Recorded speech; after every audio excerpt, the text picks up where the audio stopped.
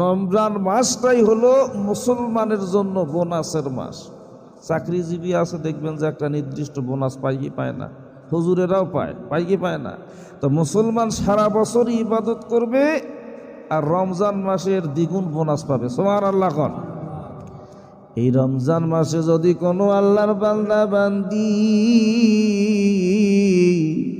আল্লাহর রাস্তায় 1 টাকা দান করি, ৭৪ টাকার সমান আমল নামায় লেখা হয়। কোন সুবহানাল্লাহ। মসজিদের মধ্যে যারা 10টি টাকা করে দান করি, যদি হিসাব করা হয় 10 টাকার পরিবর্তে কত হচ্ছে, 350 টাকার সমান।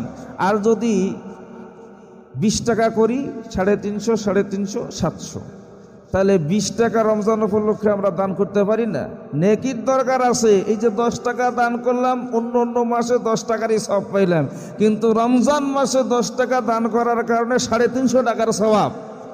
আর একটু যদি বাড়ায় আমরা মসজিদে দান করি, দেখা যাচ্ছে যে আরো সওয়াব। এগুলো বিফলে যাবে না। রমজানটা হলো রহমত, বরকত, নাজাতের মাস। যদি কই মাসে আল্লাহর রাস্তায় নেক মনে, খোলা মনে, বড় আত্মা করে দান করা হয়, এই দানটা আল্লাহ বাড়াইতে এত বেশি বাড়াইয়া দেয়, দ্বিগুণের চেয়েও বেশি, ৭৪ গুণ বৃদ্ধি হয়ে যায়। কোন সুবহানাল্লাহ। পারবো না ইনশাল্লাহ আমরা একটু বেশি করে দান করতে রমজানে?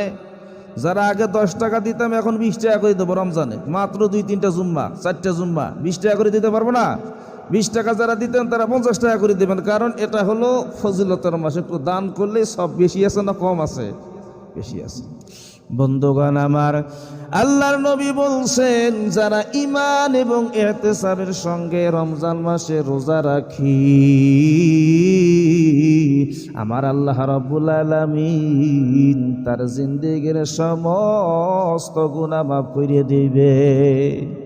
যদি কেউ ঈমান ইহতিসাবের সঙ্গে তারাবির নামাজ পড়ি, তারাবির নামাজটাও যদি সঠিকভাবে মন বিনয়ের সঙ্গে আল্লাহর ধ্যান খেয়াল নিয়ে তারাবির নামাজ আদায় করি, আমার আল্লাহ রাব্বুল আলামিন ওই বান্দা বান্দির জিন্দেগির সমস্ত গুনাহ মাফ করে দেবে।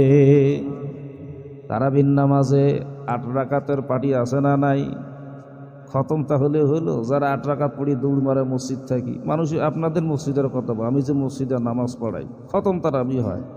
খতম তারাবি হচ্ছে, কিন্তু 8 রাকাত পড়িয়ে পালায়া যাইতেছে। আচ্ছা কোন তো, যদি 8 রাকাত পড়িয়ে খতম হইবে? খতম তো হবে না। 8 রাকাত পড়লে খতমটা হবে না। পরিপূর্ণ খতম করতে গেলে আপনাকে ওই সম্পূর্ণভাবে